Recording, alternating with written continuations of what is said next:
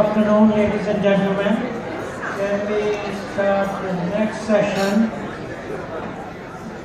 But before we do start, sorry, this is not your session. This is session prior to your session. I want to ask you a question. What is the best thing about the old age?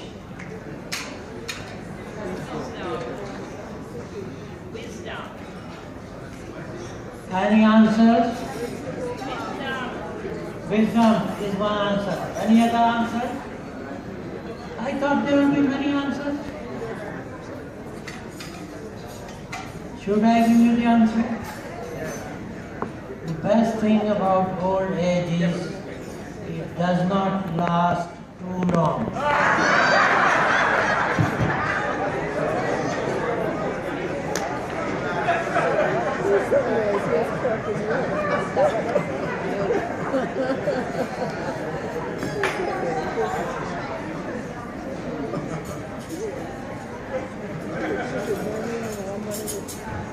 Now we have a session. Before that, what is the page number on which the names of the sponsors are given in the magazine? How much? 40. Have you looked at it? How many sponsors are there?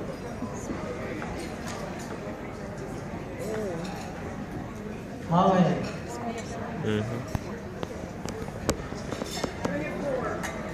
24.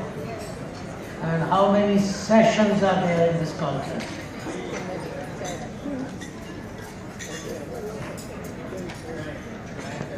10.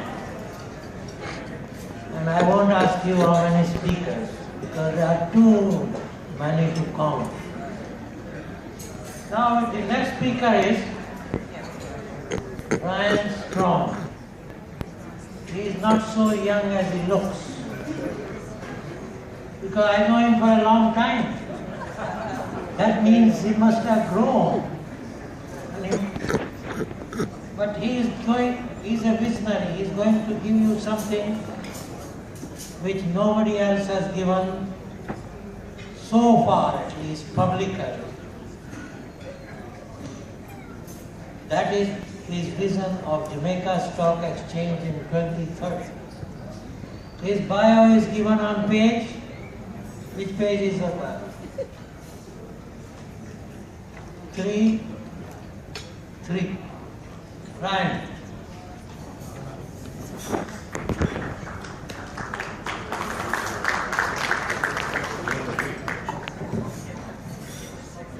Afternoon, ladies and gentlemen.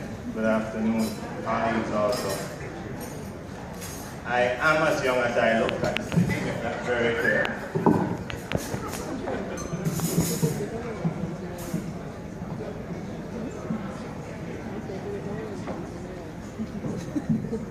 The youth allowed me to have good reflexes, so I am as young as I look. Today we'll be discussing briefly Vision 2030 and the Jamaica Stock Exchange. Not so much what it will look like at the time, but a bit about how, I suppose, research has indicated that the interests are aligned and the JSE can actually help in our realizing this vision that while it may be 400 pages long, I deliberately want to tie or focus on one aspect of it. So we'll be doing a little illustration, as the slide says.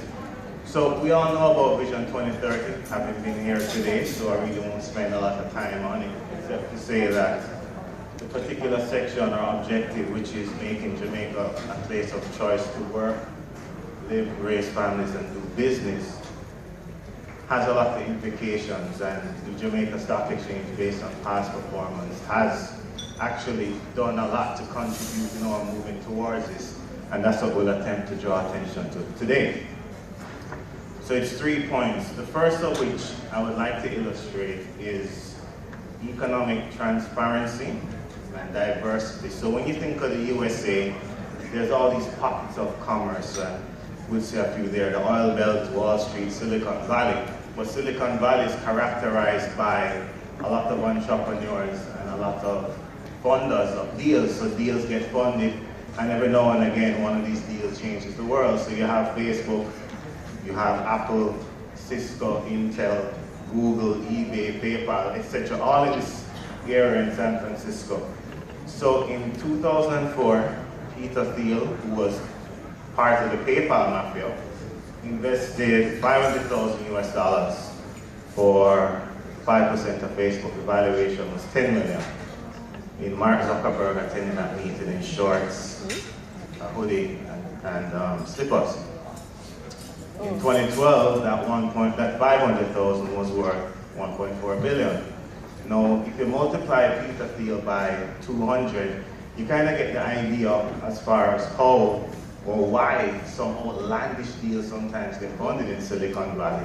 Pretty much because you have a pool of investors who have done well through this venture space, angel space, however we choose to classify it, and as such are actively searching for ideas. So let us look at Jamaica in that respect. For instance, if we had an adventure, for instance, was seeking capital, how could it be raised? I think the Junior Stock Exchange was conceptualized for that very reason, to allow for the raising of funds, but also to allow for an investor to exit. So you would have seen Iron Rock Insurance recently, its second round of funding was raised through the Junior Stock Exchange.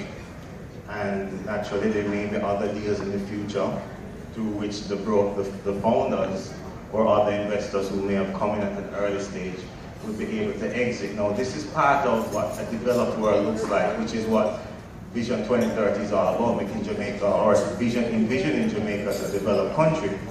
Because when we think about it, all the major brands in the world, this is a sheet taken from Interbrand magazine, which is really well recognized. Every brand up there is publicly traded. But if we compare our local brands, many of them are not. So it would seem to me reasonable to say that a step in becoming a developed nation will involve many of our leading companies being publicly traded. For many reasons, but one of which is that this would have the effect of attracting the overseas investor, who is not limited to country of origin, currency, region, or the like, but is drawn by opportunities. So the natural question is, well, why does one want overseas investors if everything should be kept and owned by Jamaicans and the like? But the world has kind of moved past that, where it's a globalized environment. So if we take a step and look at this sheet, we would have had $5.3 billion minimum of deals involving overseas investors since 1993. Most of these actually would have taken place after 2006, which could have been for a number of reasons, interest rates falling, emerging markets gaining appeal and the like. But I want to draw attention to Seaboard Corporation, which some persons here know a lot about, more than others. So Seaboard is a Fortune 500 company, bought 21% of King Samoas for $6.50 a share in September 2014.